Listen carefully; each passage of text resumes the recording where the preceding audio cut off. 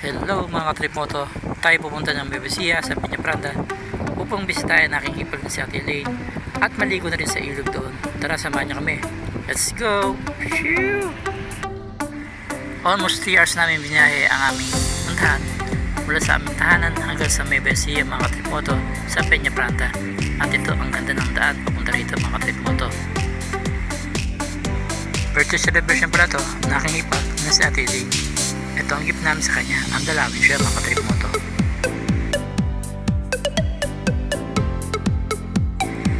At nagpahinga muna kami ng 2 hours sa bahay na aking pag nasa Ate Elaine bago pumunta ng ilog at biyahe uli kami mga trip mo to.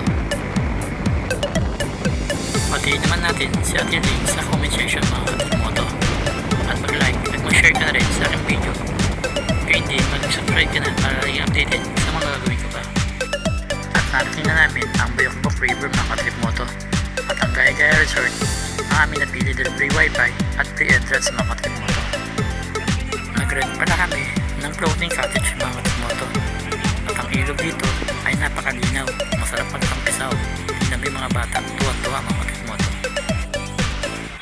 Buong pamilya namin ay nag-enjoy sa paliligo sa ilog ng Buyokbok mga trip mo to.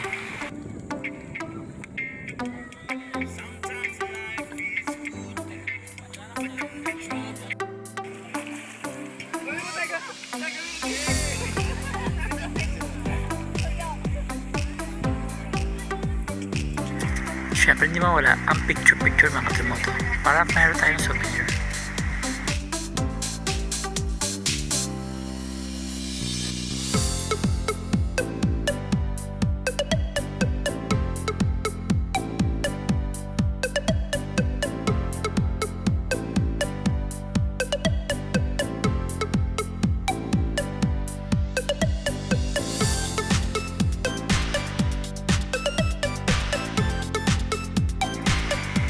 Thank you for watching mga trimoto. Sa next na muli. Bye!